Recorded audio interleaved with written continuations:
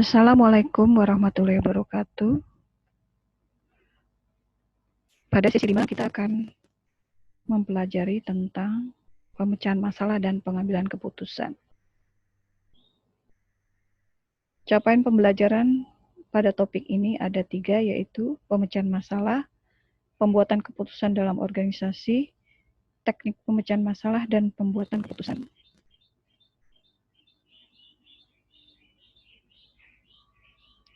Apa pengertian pemecahan masalah? Problem solving adalah suatu proses yang mengikuti sekuen logika.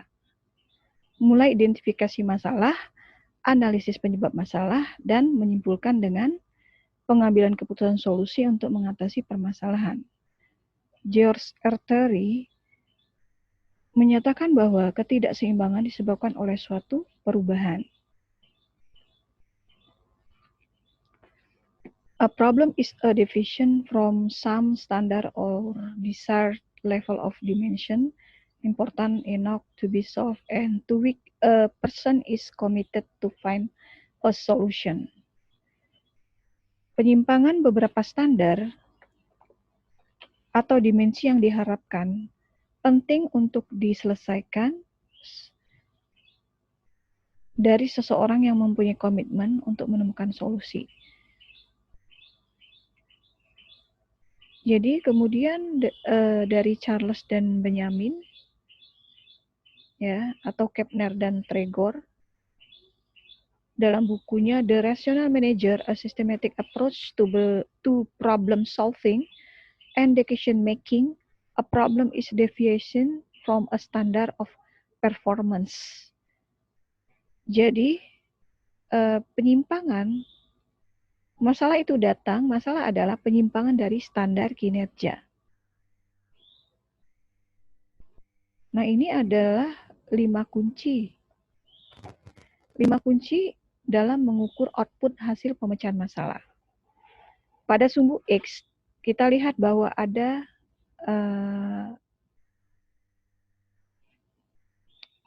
waktu di situ, ya, dan ada garis saat kondisi saat ini. Garis tegak lurus untuk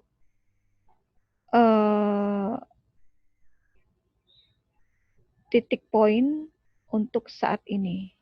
Current situasi, ya, Current. Kemudian sumbu Y itu tentang mutu.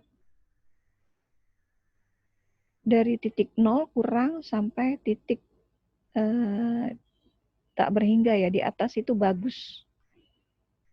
Kemudian kita tarik garis tren ke arah atas, ialah untuk target sasaran yang ingin kita kehendaki. Itu yang harus kita gambarkan dulu. Kemudian kita lihat kenyataan yang ada, ya. Kemudian perkiraan atau kecenderungan akan datang dari kenyataan yang ada dan masalah. Itu kita bisa tarik garis dari kenyataan yang ada, misalnya tren penyakit COVID-19 itu seperti apa, ya. Kemudian dari perpotongan kondisi saat ini dengan sasaran yang ingin dicapai, itu ada membentuk segitiga, itulah yang disebut dengan perkiraan yang akan datang. Jadi kita bisa memprediksi bahwa akan terjadi kematian sekian, ya, angka kesakitan sekian dengan kondisi kita yang saat ini, kondisi PSBB dan kondisi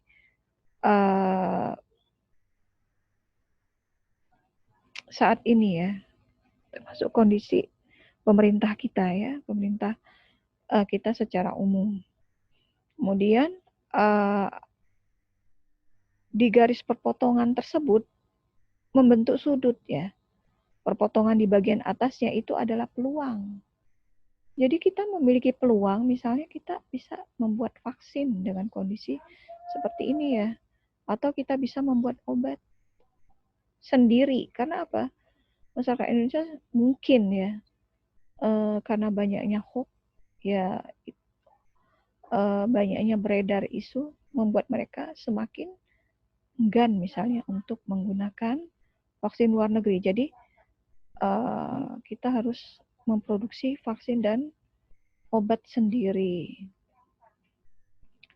Apa aja sih wilayah area adanya masalah bagi manajer itu? Pembiayaan, ya. Pembiayaan perawatan kesehatan bagi COVID-19 misalnya. Sehingga mungkin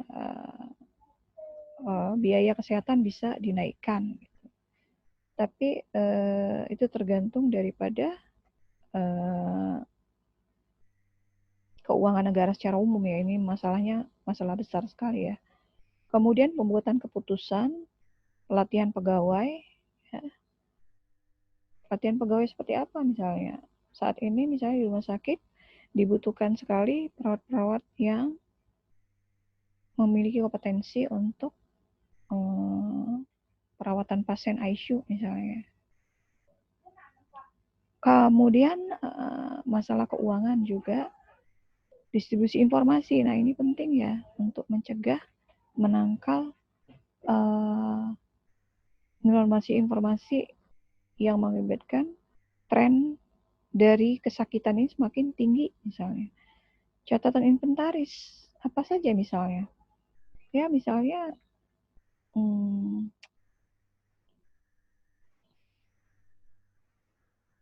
kalau dalam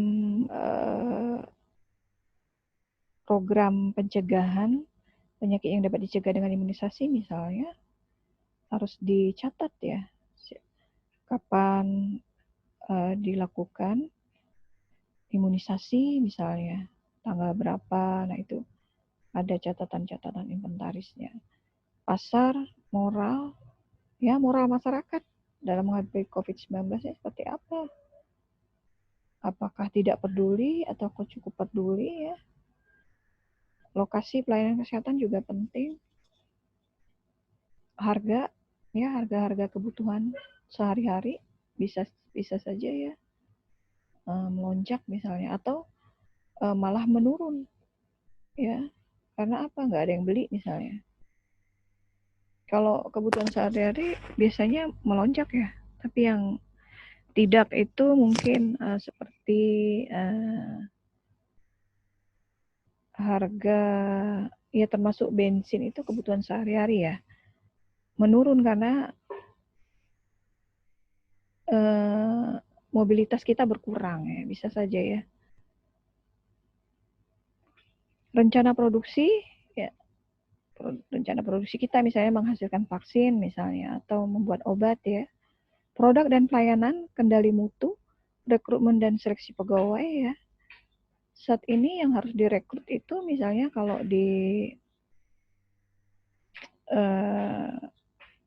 rumah sakit adalah perawat-perawat ICU yang mahir ya. Kemudian pegawai-pegawai yang diseleksi adalah pegawai-pegawai yang tamat epidemiologi misalnya di puskesmas dan dinas kesehatan misalnya. Kemudian laporan, efektivitas penjualan, tanggung jawab sosial, supervisi, administrasi penggajian dan upah, dan eliminasi limbah. Nah ini ada contoh ya, hubungan masalah sederhana dan masalah kompleks khususnya dalam kegiatan jaga mutu, penyakit yang dapat dicegah dengan imunisasi. Pada output ya, yang terakhir itu ada input, proses, output, outcome, dan impact ya. Di bawah ya, yang paling ujung kanan itu diharapkan angka kematian penyakit yang dapat dicegah dengan imunisasi itu menurun, termasuk COVID-19 ya. Itu bisa menurun. Nah, itu di hulu ya, harus dengan pelayanan bermutu. Pelayanan bermutu itu meliputi teknis medis, non-teknis medis.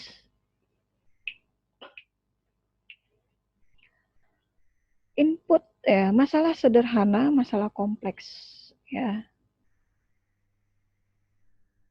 Masalah sederhana diproses, kemudian masalah kompleks, output, outcome, dan impact. Apa saja masalah-masalah itu?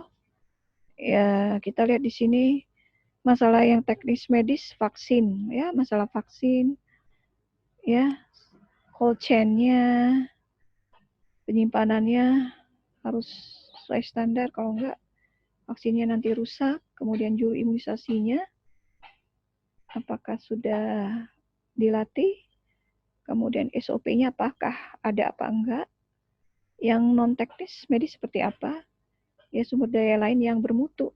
Misalnya apa? Misalnya tim pencatatan pelaporan, misalnya tim pencatat imunisasi tersebut, dia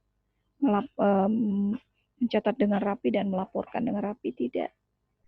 Kemudian masalah sederhana itu apa? Yang akan mempengaruhi proses pelaksanaan imunisasinya. Sesuai SOP enggak? Disiplin enggak? Petugas dalam mematuhi standar. Nah, ini penting. Itu adalah masalah medis ya. Kemudian outputnya, masalah-masalah yang kompleks yang akan mempengaruhi output, outcome, dan impact itu apa saja? Mutu imunisasi. Kemudian antibody, kita bisa melihat impact ya, outcome ya, impact dampaknya itu antibody tubuh individu itu meningkat dan individu itu nggak sakit.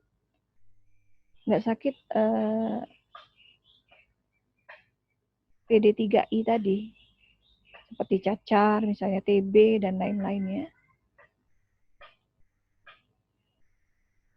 Nah, itu adalah gambaran masalah sederhana dan masalah kompleks dalam quality assurance ya. Kita bisa membuat kondisi kita sekarang ya. Misalnya dalam kegiatan jaga mutu apa nih? Penurunan kurva misalnya, gitu ya.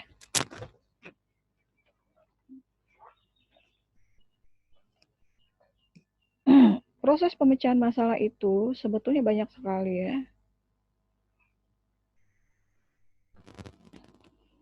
Ada dari berkisar ada beberapa langkah ya. Kita ambil 8 langkah aja. Ada yang 5 langkah oleh John, ada yang 6 langkah oleh George, Graham, dan Graham ya. Kemudian ada yang 8 langkah oleh Stephen, oleh Niels, ya, oleh Pusdiklat. Kemudian ada yang bahkan 13 ya, oleh HP5. HP5 itu dana bantuan, dana bantuan ya, dari luar ya, kerjasama dengan Kementerian Kesehatan. Jadi secara umum banyak sekali langkah-langkah. Nah, secara umum kita ambil 8 ya. 1, identifikasi masalah. 2, memilih masalah atau masalah-masalah prioritas atau yang menonjol. Itu dapat lebih dari 1. 3, analisis sebab masalah. 4, menetapkan penyebab utama. 5, mencari solusi potensial.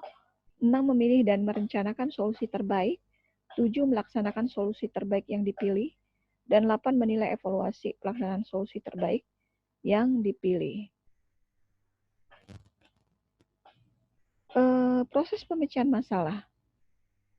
Ya, kita lihat di segi 8 ini ya, bahwa pada saat identifikasi masalah, kita menetapkan masalah-masalah dan menetapkan kesenjangan antara kenyataan yang ada dan yang akan kita capai ya.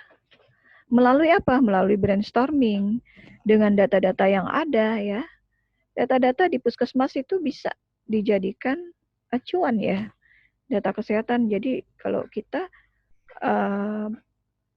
brainstorming dan menggunakan data-data yang ada. Kemudian yang kedua, memilih masalah-masalah prioritas.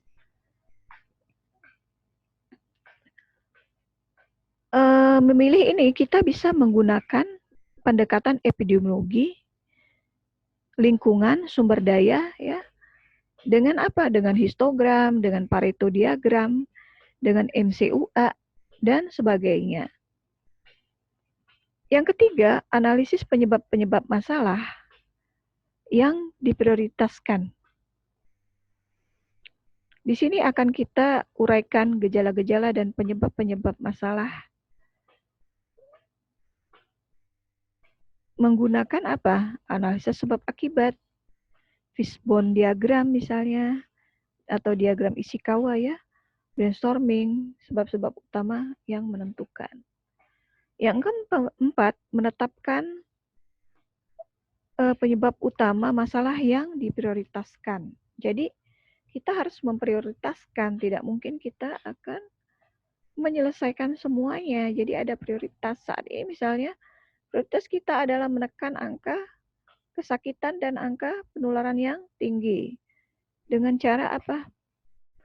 Menetapkan sebab atau sebab-sebab utama yang menentukan yang akan diselesaikan, brainstorming, ya, pendapat pakar itu yang terpenting ya. Jadi pakar siapa kira-kira ya? Pakar epidemiologi pada saat seperti ini misalnya ya.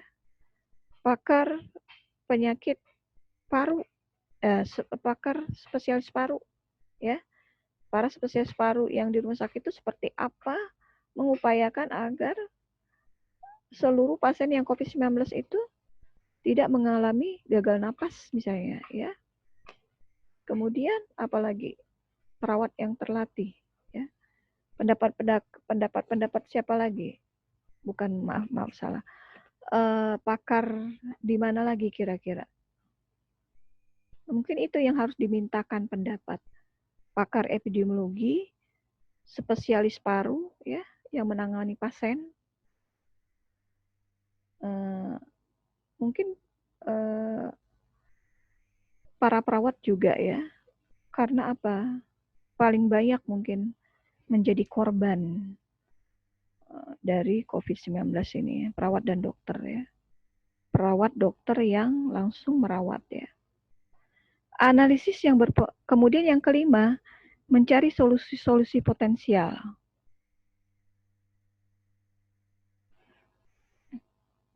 Menggunakan brainstorming force file analysis atau analisis gaya medan. Medan gaya. Kenapa disebut demikian? Karena dia ada gaya kiri dan gaya dari kanan. Dari kiri gaya pendorong dan dari kanan gaya adalah medan penghambat ya. Kemudian yang keenam, memilih dan merencanakan solusi yang terbaik. Dengan cara apa? Dengan MCUA, penyajian proposal, plan of action, dengan Gantt chart, berdasarkan kemampuan yang ada dan pendekatan-pendekatan lainnya. Kemudian nomor 7, pelaksanaan solusi-solusi. Apakah sudah sesuai rencana? Proyek pekerjaan memelihara komitmen ya. Komitmen kita apa misalnya? Memutus rantai penularan ya. Itu harus dipelihara komitmen itu. Kalau tidak, kita dalam pelaksanaannya tidak sesuai dengan tahapan sebelumnya ya. Yang ke-8, evaluasi pelaksanaan solusi. Jadi harus dimonitor dan dinilai ya hasil-hasil ini dengan apa? Dengan PERT ya, analisis PERT dan SWOT analisis. Pada saat pertama identifikasi masalah, kita perlu menganalisa situasi ya. Adalah proses kegiatan analisa terhadap data yang telah dikumpulkan, bertujuan untuk memberikan format tertentu terhadap data yang tadinya berupa angka-angka, sehingga dapat menunjukkan situasi tertentu menjadi dapat berbicara, yang kemudian disebut sebagai informasi. Data untuk informasi kesehatan itu ada 3, yaitu keadaan umum dan lingkungan, derajat kesehatan masyarakat, dan data upaya kesehatan masyarakat. Analisis kesehatan adalah uraian tentang keadaan kesehatan masyarakat serta permasalahannya beserta faktor utama yang mempengaruhi. Tujuannya memperoleh gambaran berbagai hal tentang kesehatan, antara lain need, ya, kebutuhan masyarakat itu, kebijakan yang dipilih, demand masyarakat, apa prioritas kita, kecenderungannya ke arah mana, standar-standar umum, permasalahan-permasalahan dan masalah keuangan, alokasi sumber daya, tujuan dan sasaran kita. Ya, ini contoh ANSIS, pelayanan kesehatan di rumah sakit buruk misalnya. Nakes kurang, rasio perawat dengan tempat tidur itu 1:20. Seharusnya 1:10. Kita bisa mengidentifikasi pernyataan masalah seperti apa masalahnya. Adanya kematian bayi karena penyakit tetanus neonatal. Ya. Di mana masalah terjadi? Di bagian anak. Siapa yang mempengaruhi adanya masalah? Semua pasien anak yang dirawat 100% di ruang penyakit menular. Kapan masalah terjadi? 3 bulan terakhir tahun 1998. Pada derajat atau keadaan bagaimana masalah dirasakan? Pada saat BOR bagian penyakit anak 95% sampai 100%. Pernyataan rumusan masalah pada 3 bulan terakhir terjadi peningkatan kematian penderita penyakit tetanus neonatal dari seharusnya 0% pada saat BOR bagian anak 95 sampai 100%. Seharusnya di rumah sakit tak boleh terjadi kematian bayi karena penyakit tetanus neonatorum. Nah, itu ya. Jadi pada saat tempat tidur penuh, tidak bisa lagi menampung, sehingga ada kematian akibat TEPNEO, ya, tetanus neonatorum. Kita ke subpokok bahasan kedua, yaitu pembuatan keputusan dalam organisasi. Jadi, pembuatan keputusan ini mencakup dua hal, yaitu fungsi manajemen yang menjadi tanggung jawab manajer dan proses organisasi yang dilakukan oleh kelompok. Nah, ini metode pemecahan masalah. Metode pemecahan masalah bagi seseorang ada proses kreatif, ada metode ilmiah, matematik, dan operasional riset. Proses kreatif itu seperti apa? Jadi berorientasi ya, menekankan masalah, melakukan persiapan, yaitu mengumpulkan data yang berkaitan, analisis, menguraikan bahan-bahan yang relevan, melakukan hipotesis ya, membuat hipotesis, kemudian melaporkan ya, kemudian mensintesis ya, dan memverifikasi. Itu adalah proses kreatif. Bagaimana dengan metode ilmiah? Menetapkan masalah, menentukan sasaran, formulasi hipotesis, mengumpulkan data, observasi, empiris dan verifikasi, klasifikasi, menyimpulkan secara umum, mengemukakan kembali dan mengembangkan hipotesis baru. Ya, itu secara metode ilmiah ya. Mungkin riset merupakan cara kedua ya di bagan ini yang di tengah. Kemudian bagaimana dengan matematik dan operasional research? Memformulasikan masalah, membangun model matematis, mendapatkan solusi dari model, tes model, mengadakan kontrol terhadap solusi, menerapkan solusi dalam pekerjaan. Ya, kalau ini operational research ya, evaluasi itu dirisetkan kembali ya, sampai ke evaluasi. Nah, kita mau yang mana? Terserah. Yang terbaik yang mana? Mungkin saat ini mahasiswa bisa pakai proses kreatif ya, bisa pakai metode ilmiah, bisa juga pakai matematik dan operational research. Nah, ini tambahan gaya pembuatan keputusan. Jadi ada sumbu horizontal itu rasional ya, cara berpikir intuisi kalau makin ke kanan, ke kiri rasional ya. Kalau ke atas ya yang sumbu Y-nya itu tinggi, ke bawahnya rendah ya. Itu adalah toleransi terhadap ambiguitas. Orang yang analitis ya, itu memiliki toleransi yang tinggi terhadap ambiguitas ya. Dia lebih memahami ya. Kalau yang direktif sifatnya hanya mengarahkan. Toleransinya rendah terhadap ambiguitas. Dia mengarahkan saja ya. Tidak dengan pertimbangan-pertimbangan. Kemudian orang yang memiliki konseptual, ya orang yang gaya pembuat keputusan konseptual, dia sangat berhati-hati merencanakan dengan baik ya. Sehingga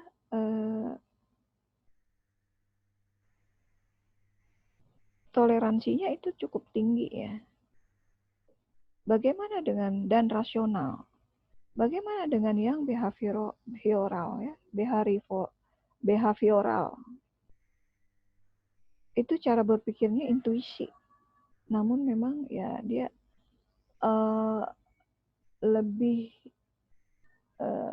lebih kalau dalam istilah sekarang itu tenang-tenang saja. Maksudnya dia tidak dalam kelompoknya ya berjalan seperti biasa, monoton, lebih menikmati hubungan kerjasamanya dalam tim. Mungkin bukan itu ya, lebih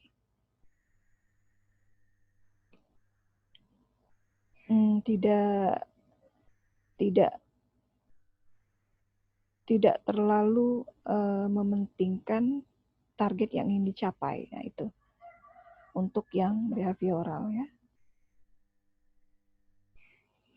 Kemudian keputusan non-program sama dengan baru ya. Pembuatan keputusan secara tradisional dan modern. Kenapa keputusan non-program itu dianggap baru? Ya karena kita lihat di sini ada jenis keputusan, ada yang tradisional dan ada yang modern. Ada yang terprogram. Ini masalahnya rutin ya, rutinitas mengembangkan organisasi proses spesifik untuk buat keputusan. Yang non-programnya apa misalnya? Masalah tidak rutin, struktur buruk, untuk sesekali sesaat, hal baru, keputusan berdasarkan kebijaksanaan ditangani dengan proses pemecahan masalah pada umumnya. Ya, mungkin kita dalam menghadapi COVID-19 ini, ya, keputusan non-program kita atau keputusan baru kita itu pada masih kondisinya seperti ini ya. Kemudian yang tradisional, terprogramnya itu kebiasaan rutin perkantoran, ada struktur organisasi seperti biasa, sistem sub-goal, saluran informasi jelas ditetapkan. Non-programnya seperti apa? Menjatuhkan putusan dengan intuisi dan kreativitas, petunjuk praktis, memilih dan melatih eksekutif, toleransi, seni. Ya. Bagaimana dengan modern ya? Dia terprogram ya, modern itu akan terprogram ya dengan operational research, analisis matematik, model-model, simulasi komputer, elektronik, data processing. Yang non-programnya seperti apa? Teknik pemecahan masalah, heuristik digunakan untuk pelatihan pembuatan keputusan program komputer. Ya. Penggunaan pertanyaan untuk memfasilitasi diskusi. Jadi kita bisa membuat pertanyaan-pertanyaan seperti ini ya. Ini ada beberapa jenis pertanyaan pembuka, kemudian pertanyaan informasi, membenarkan, kemudian memberikan alternatif, pertanyaan klarifikasi, pertanyaan yang merangsang atau pertanyaan yang merangsang simulasi ya, pertanyaan yang mempromosikan partisipasi, sampai pertanyaan yang bersifat evaluasi. Ini rasionalisasinya adalah tujuan. Jadi tujuannya kita bisa lihat, misalnya pada pertanyaan pembukaan agar terjadi pencairan ya, si kelompok tersebut bisa memulai ya. Mungkin pertanyaannya apa saja, misalnya apa masalahnya. Jadi kalau orang ditanya Anda punya masalah apa, pasti dia akan mulai mau menjawab ya, cair ya, suasananya menjadi cair. Data-data apa yang diperlukan untuk menentukan masalah prioritas, mulai akan merujuk ke data ya. Apa, di mana, kapan, siapa, mengapa, bagaimana, 4W dan 1H ya.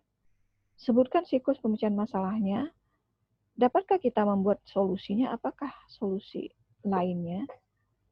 Jadi siklus, ada nggak siklus pemecahan masalah? Misalnya pertanyaan sederhana, kalau seandainya ada masalah seperti ini, bagaimana cara memecahkan masalahnya? Gitu. Jadi pertanyaan ini bisa kita ganti ya, agar lebih menyesuaikan dengan responden kita ya.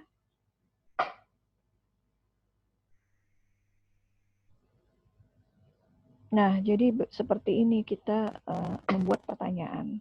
Harus ada 3 tabel yang terdiri dari jenis, rasionalisasi, dan rancangan pertanyaan tersebut ya. Ya, kita ke sub pokok bahasan ketiga, yaitu teknik pemecahan masalah dan pembuatan keputusan. Pada sub pokok bahasan ini kita akan banyak mereview mungkin ya, karena Ibu yakin semua mahasiswa di sini sudah terbiasa dan sudah familiar ya dalam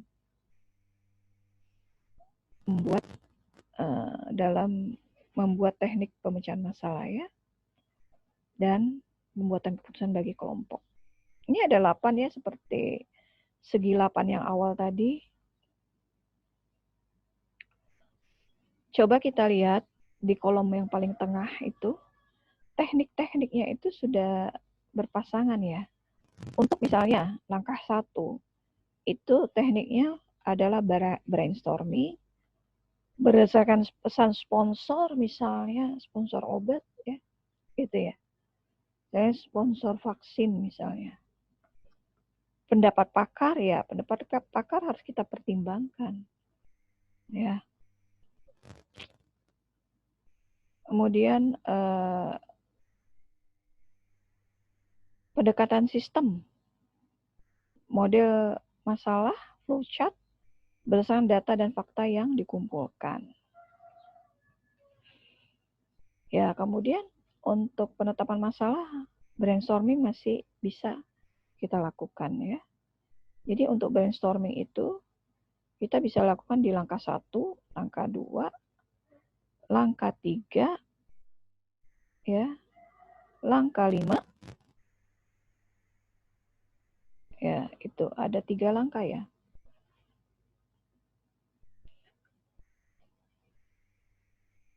Seperti misalnya FFA, Force File Analysis itu misalnya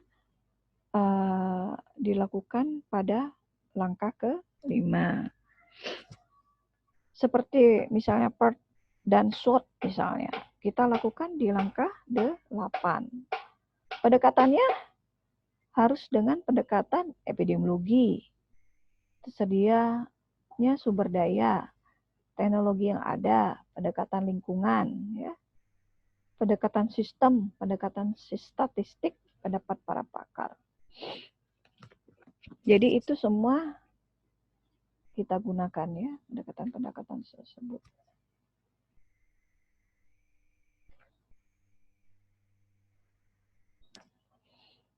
Selanjutnya flowchart ya.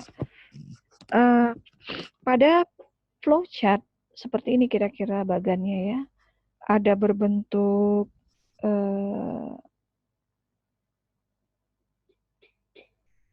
jajaran genjang, ada yang berbentuk lingkaran, ya, ada yang berbentuk kubus, belah ketupat. Nah, itu memiliki arti semuanya. Penyajian gambar dari tahapan dalam suatu proses. Seri-seri dari simbol dihubungkan satu dalam seri yang logis, menggambarkan kegiatan keputusan dan database. Mahasiswa silakan mempelajari makna-makna dari gambar-gambar tersebut ya. Apa arti belah ketupat, apa arti lingkaran ya, jajaran genjang, bujur sangkar. Daftar talent checklist seperti ini ya contohnya. Misalnya ada nomor, urutan kegiatan, ya tidak.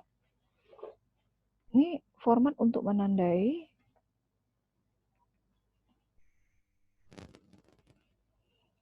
atau mencatat data yang diamati atau kegiatan yang diinginkan, biasanya berupa tabel, bisa menghitung frekuensi atau aksi dalam periode waktu tertentu. Diagram sebab akibat ya, yang dibuat oleh Profesor Ishikawa atau The Father of Quality Control pada tahun 1989. Sifat karakter sebagai hasil output suatu proses karena banyaknya faktor-faktor penyebab. Dengan brainstorming, diskusi pengujian referensi sebagai dasar fakta dan data. Jadi menggunakan brainstorming ya untuk membuat diagram sebab akibat ini. Ada main method, material, dan teknologi atau tools ya. Kemudian voting. Digunakan bila pilihan langsung terbuka, fair, atau jika waktu terbatas. Anggota sudah tahu pilihannya untuk diputuskan dan kriteria eksplisit dan implisit dapat digunakan. Vote bisa dengan kotak suara ya, atau dengan tunjuk ya. Tunjuk langsung. Ya gitu. Bukan tunjuk langsung ya. Setuju atau tidak setuju. Unjuk tangan ya. Peta radar chart. Memperlihatkan gambaran visual besarnya gap kesenjangan antara performan dengan ideal. Fokus kekuatan kelemahan organisasi, mengetahui perbedaan persepsi dari anggota organisasi. Ya, semakin peta radarnya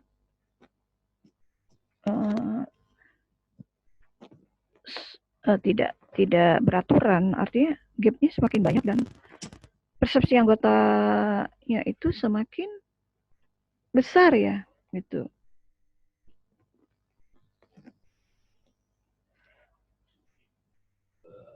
Kemudian multiple criteria utility assessment atau metode MCUA. Menetapkan masalah prioritas dengan skor dan pembobotan pada masalah yang ditelah dan diidentifikasi. Menetapkan kriteria dengan pendekatan epidemiologi, PERT, CORD, USG, dan sebagainya. Ini gambar prioritas masalah dengan metode pembobotan. Ya. Ada urgensi, seriousness, dan grow. Seberapa urgen masalah tersebut? Bobotnya adalah 4. Seberapa seriusnya masalah tersebut adalah 3. Bagaimana perkembangannya nanti? Seperti apa ke depannya? Itu masalah bobotnya adalah 2. Ini bisa dengan brainstorming juga ya. Kemudian metode Delbrook. Penentuan kriteria di awal pembentukan kelompok untuk berdiskusi, perumusan, dan memetakan kriteria. Memerlukan sumber data dalam penentuan prioritas seperti pengetahuan dan pengalaman masing-masing, saran, pendapat, narasumber, perpu, ansis, ya, analisa situasi, sumber informasi, dan referensi. Ini contoh tabel Delbrook ya. Ada masalahnya itu misalnya masalah A, masalah B, masalah C, masalah D, masalah E. Kemudian ada kriteria dan bobot penilaian, besar masalah 8, kegawatan dikasih bobot 8, biaya dikasih bobot 6, kemudian kemudahan dikasih bobot 7. Ya. masalah A itu seberapa besar masalahnya, gitu ya. Kegawatannya seperti apa, ya, kemudahannya, dan dinilai total, nilai total, dan nanti di situ akan terlihat berapa yang paling tinggi ya nilai totalnya itu menjadi prioritas pertama, kita urutkan ya. Kedua masalah B misalnya, ketiga masalah A ya. Itu menggunakan metode Darboux. Kemudian metode Hanlon. Identifikasi faktor luar yang mempengaruhi masalah untuk penentuan prioritas menggunakan 4 kelompok kriteria, yaitu besar masalah, tingkat kegawatan, kemudian penanggulangan, faktor-faktor penentu dapat tidaknya dilaksanakan dengan per faktor.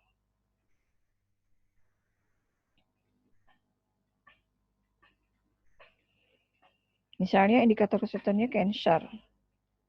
Besar masalahnya 8, keseriusannya 10, efektivitas tindakan bias dilakukan 6. Skornya 168, ranking 3. Cerebrovascular, ranking 2, heart disease, ranking 1. Ya.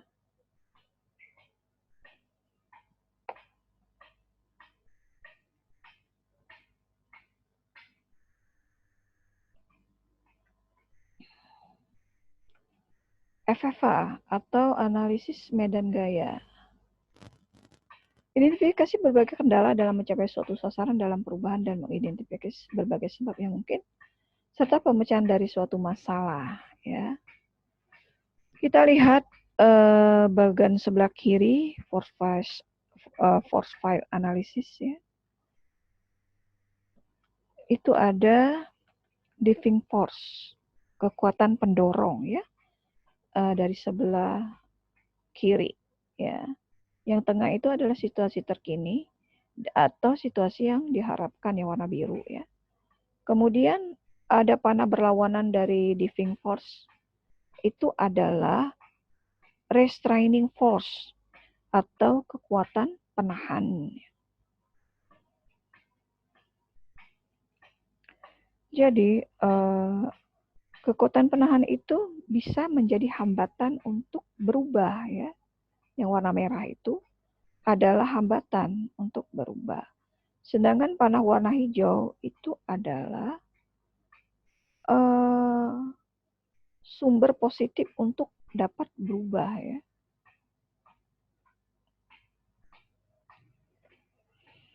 Kita lihat bagian sebelah kanan, perubahan isu.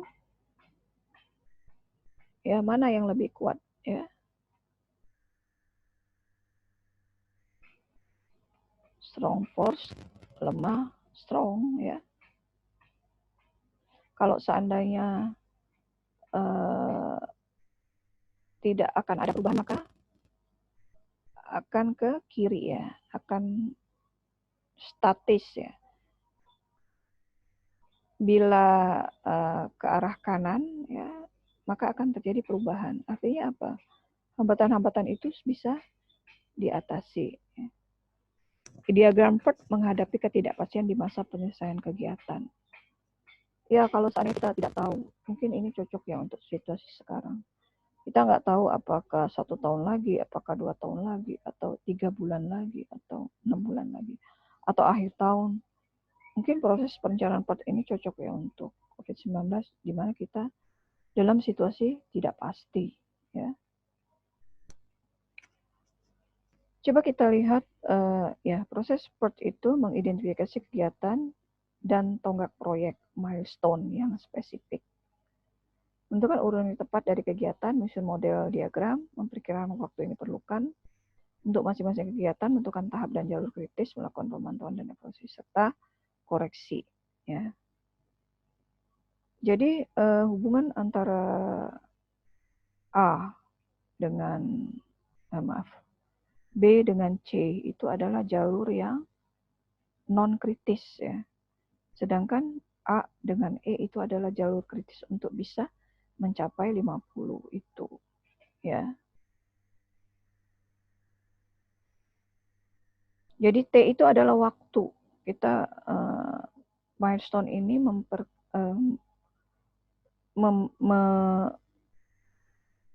mempertimbangkan faktor waktu, ya. Dari yang A itu, panah A itu 3 bulan misalnya, T itu 2 bulan, ya, untuk bisa mencapai T, ya, dari 30 itu ke 50 itu butuh waktu sekitar 2 bulan. T itu. Jadi kalau A dengan tambah E, 3 tambah 2 berarti 5, ya, 5 bulan untuk mencapai 50. Itu yang kritis. Yang non kritisnya yang B ditambah C, 4 tambah 3, 7 bulan, ya, untuk bisa mencapai 50 tersebut. Metode lainnya seperti metode Delphi, USG, Gantt chart, SWOT analysis, dan seterusnya. Mungkin itu saja dari Ibu.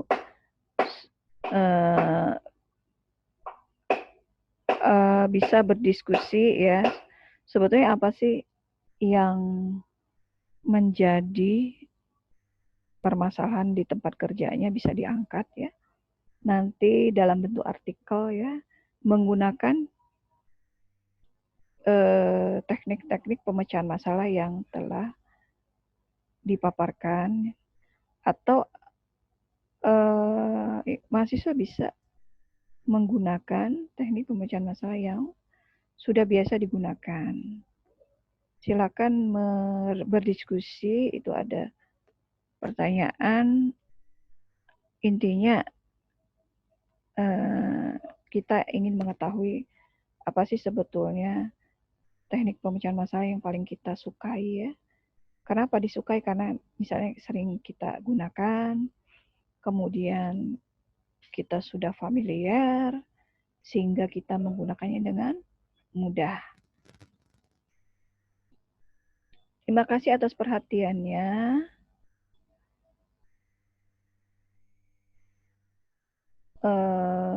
Selamat belajar, karena minggu depan kita sudah cuti kampus, ya.